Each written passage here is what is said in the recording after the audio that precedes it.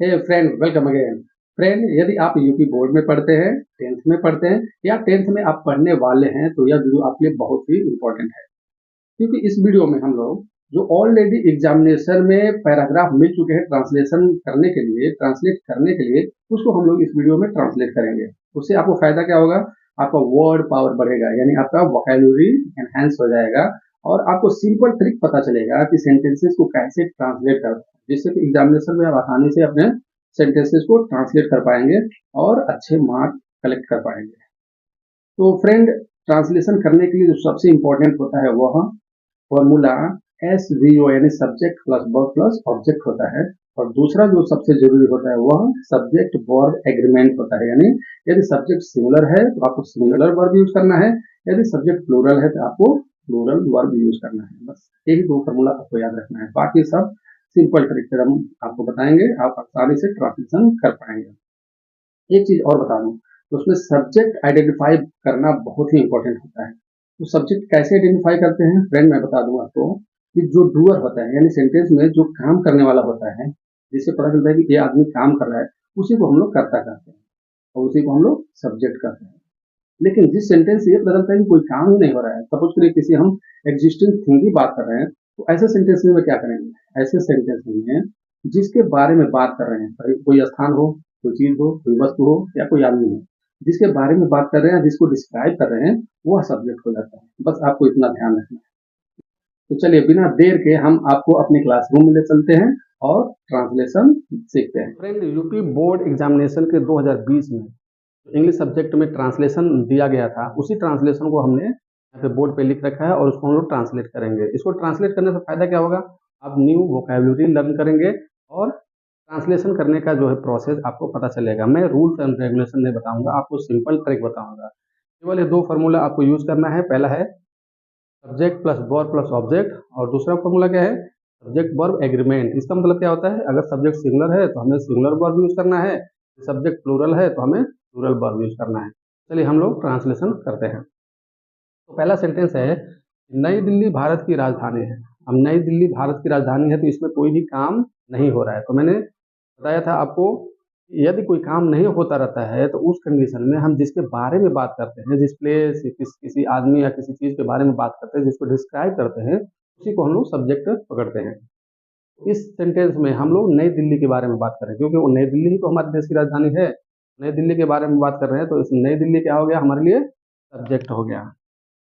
ये हो गया सब्जेक्ट। अब देखिए इसमें वर्ब क्या होगा। अब आपको पता होगा कि यदि कोई काम नहीं हो रहा है तो वहां पे कोई एक्शन वर्ड नहीं लगेगा, लेकिन हेल्पिंग वर्ब लगेगा, क्योंकि इंडेफिनिट टेंस का ये रूल होता है। या तो आप हेल्पिंग वर्ब यूज करेंगे या तो आप मेन वर्ब यूज करेंगे। तो कोई काम नहीं हो रहा है तो मेन वर्ब यूज ही नहीं होगा।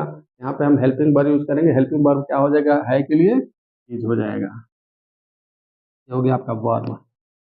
अब जो बचता है आपने सब्जेक्ट लिख दिया और वर्ब लिख दिया, उसके बाद जो कुछ भी बचता है उसको एज अ ऑब्जेक्ट ही यूज करना है। वैसे तो ऑब्जेक्ट का मतलब कोई चीज या कोई वस्तु होता है। तो चलिए अब इसमें ऑब्जेक्ट हमारा बच गया भारत की राजधानी। ठीक है, अब हमारा सेंटेंस क्या बनेगा? सबसे पहले हम लिखे न्यू दिल्ली लिखेंगे। New Delhi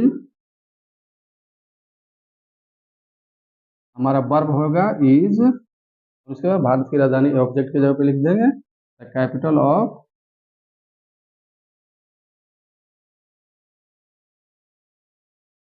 India. ये हमारा सेंटेंस बन गया। सेंटेंस क्या हो गया? New Delhi is the capital of India. ये दूसरा सेंटेंस देखते हैं। भारत के राष्ट्रपति और प्रधानमंत्री नई दिल्ली में रहते हैं। भारत के प्रधानमंत्री और राष्ट्रपति नई दिल्ली में रहते हैं। तो यहाँ भी आप देख रहे हैं, यहाँ पे सब्जेक्ट क्या होगा?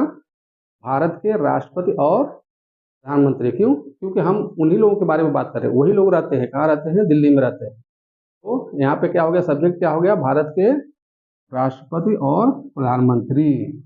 बात करते हैं कि वर्ब क्या हुआ? रहते हैं। देखिए रहते हैं, यही हमारा वर्ब हो गया, यानी मेन वर्ब है। उसके बाद जो कुछ भी बचता है उसको हम एज अ ऑब्जेक्ट लिखेंगे। सबसे पहले हमें क्या लिखना है? सब्जेक्ट। सब्जेक्ट हमारा क्या है? भारत के राष्ट्रपति और प्रधानमंत्री। तो इसका इंग्लिश क्या होगा? The president and prime minister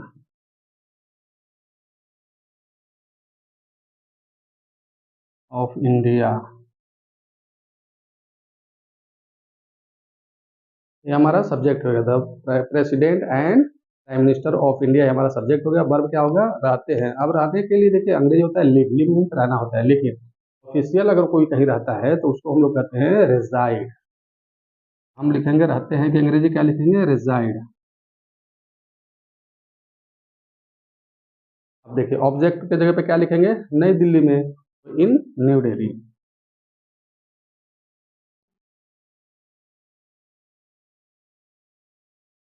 हमारा सेंटेंस बन गया। आप देख रहे हैं हम सेंटेंस को क्या कर रहे हैं, तीन पार्ट में डिवाइड कर रहे हैं, सब्जेक्ट, वर्ब और ऑब्जेक्ट। सब्जेक्ट आपने फाइंड आउट कर लिया, वर्ब आपने फाइंड आउट कर लिया, उसके बाद जो कुछ भी बता है उसको हमको एज ए ऑब्जेक्ट लिखना है। देखिए तीसरा सेंटेंस क्या है, नई दिल्ली में लाल किला और कुतुब मीनार प्रसिद्ध ऐतिहासिक इमारतें हैं। अब यहाँ भी देखिए कोई काम नहीं हो रहा है, कोई एग्जिस्टिंग थिंग है उसके बारे में हम लोग बात कर रहे हैं, ये भी इंडेफिनिट टेंस है। इसमें भी हम लोग क्या करेंगे, सब्जेक्ट फाइंड आउट करेंगे। सबसे पहले सब्जेक्ट किसके बारे में हम लोग बात कर रहे हैं, कुतुब मीनार और लाल किला के बारे में बात कर रहे हैं, तो ये हमारे क्या हो गए, सब्जेक्ट। हम लोग सब्जेक्ट को आइडेंटिफाई कर लिए।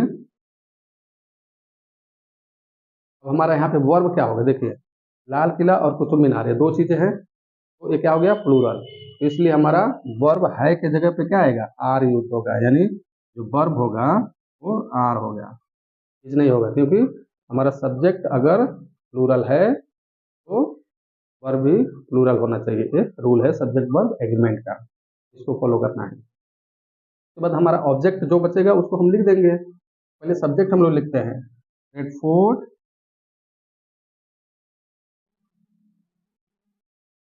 एंड कुतुब मीनार।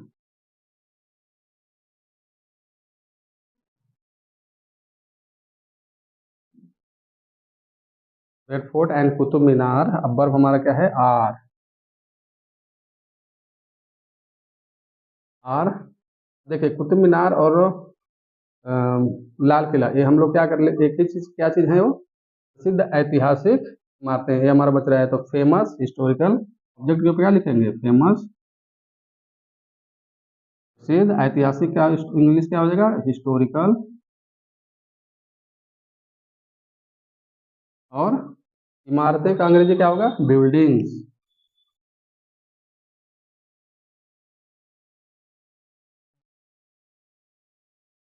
कहाँ पे है, न्यू दिल्ली, इन न्यू दिल्ली।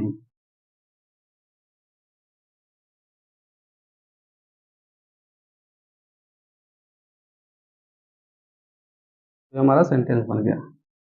सबसे पहले हम लोग क्या कर रहे हैं, सब्जेक्ट को आइडेंटिफाई कर रहे हैं, वर्ब को आइडेंटिफाई कर रहे हैं, और जो कुछ बाकी बच रहा है उसको हम लोग एज अ ऑब्जेक्ट लिख रहे हैं। अब देखिए ऑब्जेक्ट लिखने में जब कई चीजें होती हैं, जैसे यहाँ पे देखिए प्रसिद्ध ऐतिहासिक इमारतें हैं, ये किसको डिस्क्राइब कर रही है, लाल किले और कुतुब मीनार को डिस्क्राइब कर रहे हैं, तो इसलिए उसका जो डिस्क्रिप्शन है यानी उसका जो विशेषता है वो पहले लिखेंगे ऑब्जेक्ट के जगह पे, और लेकिन और जो लोकेशन रहता है यानी कोई जगह स्थान है तो उसको हम लोग लास्ट में लिखते हैं, इसका आप ध्यान रखिएगा।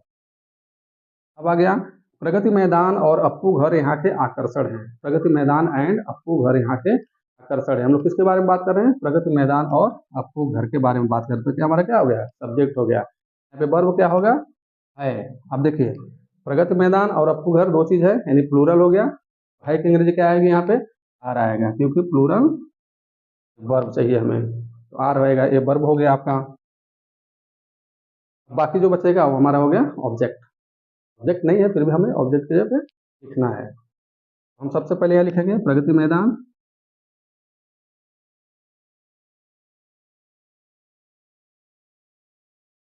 एंड अप्पू घर।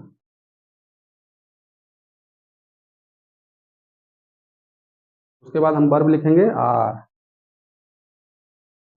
उसके बाद ऑब्जेक्ट क्या हो गया, अट्रैक्शन। अब देखिए हियर क्या है, यहाँ पे, यहाँ क्या है, लोकेशन है, कोई स्थान है, जगह है, इसलिए हमको सबसे लास्ट में लिखना होता है, यानी लोकेशन से पहले जो रहता है वही हमें लिखना रहता है पहले ऑब्जेक्ट की जगह पे। क्या है, आर अट्रैक्शंस।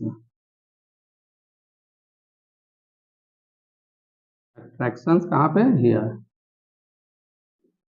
हो गया हमारा सेंटेंस। हमने क्या किया, सबसे पहले हमने सब्जेक्ट लिखा, फिर वर्ब लिखा, और उसके बाद जो बच रहा है उसमें से सबसे पहले देखते हैं, अगर लोकेशन कोई है तो उसको बाद में लिखना रहता है, उसके पहले जो कुछ भी है उसको पहले लिखते हैं। ये ध्यान रखिएगा, बस इतना ही आपको ध्यान रखना है कि ऑब्जेक्ट के जगह पे अगर जो कुछ बच रहा है उसमें से लोकेशन लास्ट में लिखते हैं, और कुछ विशेषता है या उसके बारे में दूसरा कुछ डिस्क्राइब कर रहे हैं तो उसको पहले लिखते हैं। तो चलिए आगे बढ़ते हैं और देखते हैं दूसरा सेट क्या है। दूसरे सेट को भी हम लोग आज ट्रांसलेट करेंगे। तो फ्रेंड अब बारी है दूसरे सेट को ट्रांसलेट करने के लिए। इन दूसरा सेट जो दिया गया था ट्रांसलेशन के लिए वो है, तो सामने लिखा हुआ है बोर्ड पर, उसको हम लोग ट्रांसलेट करेंगे। तो ट्रांसलेट करने के लिए सबसे पहले हमें क्या करना है, इसे सब्जेक्ट वर्ब और ऑब्जेक्ट में डिवाइड करना है। तो पहला सेंटेंस है कि प्रयागराज एक प्राचीन ऐतिहासिक नगर है। हम लोग किसकी बात कर रहे हैं, प्रयागराज की बात कर रहे हैं, वही तो ऐतिहासिक नगर है, तो इसलिए हमारा सब्जेक्ट क्या हो गया, प्रयागराज। अब देखिए इसमें कोई काम नहीं हो रहा है, हम किसी एग्जिस्टिंग थिंग की बात कर रहे हैं, तो यह इंडेफिनिट टेंस हुआ। इसमें सब्जेक्ट हमें मिल गया और वर्ब क्या होगा, है, इसकी अंग्रेजी इज होगा। इज क्यों लगेगा, क्योंकि प्रयागराज सिंगल है तो इसलिए सिंगल वर्ब जो है इज होता है, क्योंकि प्लूरल आर होता है, तो हमें आर लिखना नहीं है, सिंगल है तो सिंगुलर वर्ब भी लिखना है।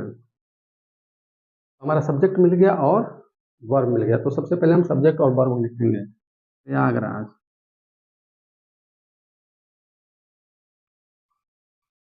प्रयागराज इज, है कि अंग्रेजी हम इज लिख देंगे क्योंकि ये हमारा वर्ब है, इसमें काम कोई नहीं हो रहा है, तो कोई मेन एक्शन वर्ड है नहीं, मेन वर्ब है नहीं। प्रयागराज इज, अब प्रयागराज है, अब हमारा ऑब्जेक्ट जो क्या बच रहा है, एक प्राचीन ऐतिहासिक नगर, और नहीं लिखेंगे क्योंकि प्राचीन एंशियंट, एंशियंट होता है, एंशियंट, एंशियंट को एन एंशियंट लिखेंगे, एन एंशियंट। ऐतिहासिक का जो इंग्लिश होता है वो होता है हिस्टोरिकल, हिस्टोरिकल। नगर का सिटी, ये हो गया हमारा sentence. Prayagraj is an ancient historical city. इसका एक गौरवशाली इतिहास है, इसका एक गौरवशाली इतिहास है, किसका, ये प्रयागराज का। प्रयागराज के लिए यूज किया गया है पे है इसका, ठीक है, तो यहाँ पे सब्जेक्ट इसका हो गया, इसका का अंग्रेजी होता है इट। अब इसमें वर्ब क्या है, यूज लगेगा क्योंकि इसका मतलब एक ही है, सिंगुलर है, तो ये इट। अब यहाँ पे देखिए है, ऑलरेडी है किसी का, यानी इसका मतलब बता रहे हैं कि उसके पास है, यानी इसका है जो उससे संबंधित है। तो जो किसी चीज का कोई संबंधित होता है, जो उसका होता है, तो उसके लिए हम लोग पास होने का मतलब निकालते हैं और उसका इंग्लिश लिखते हैं हैज। अगर सिंगुलर सब्जेक्ट है तो हैज लिखेंगे और प्लूरल सब्जेक्ट है तो हैव लिखते हैं। यहाँ पे देखिए ईट के जगह, ईट के बाद हम लिखेंगे हैज, क्योंकि इसके पास है ना, इसका एक गौरवशाली है, उसका है, उसका पर्सनल है। इट हैज और गौरवशाली, गौरवशाली का मतलब होता है इंग्लिश होता है उसका ग्लोरियस, और इतिहास का मतलब हिस्ट्री, तो ग्लोरियस हिस्ट्री लिख देंगे, ग्लोरियस हिस्ट्री। हमारा सेंटेंस बन गया it has a glorious history. यहाँ गंगा और यमुना का संगम है, यहाँ गंगा और यमुना का संगम है। आप देखिए इसमें हम किसकी बात कर रहे हैं, संगम की बात कर रहे हैं, ठीक है। यहाँ पे सब्जेक्ट हमारा क्या हो गया, संगम, और ये क्या हो गया, संगम है, लेकिन किसका संगम, गंगा यमुना का संगम, ठीक है, तो हमारा सब्जेक्ट पूरा होगा, गंगा जमुना का संगम। हम किसके बारे में बात कर रहे हैं, संगम की बात कर रहे हैं, किसका है, गंगा जमुना का है, गंगा जमुना का संगम, ये पूरा हमारा सब्जेक्ट हो गया। और वर्ब हो गया ए, और ऑब्जेक्ट लोकेशन की जगह, लोकेशन जो है ऑब्जेक्ट की जगह पे लिख दिया जाएगा। तो यहाँ पे लिखेंगे द कन्फ्लुएंस, कन्फ्लुएंस का मतलब होता है संगम, द कन्फ्लुएंस,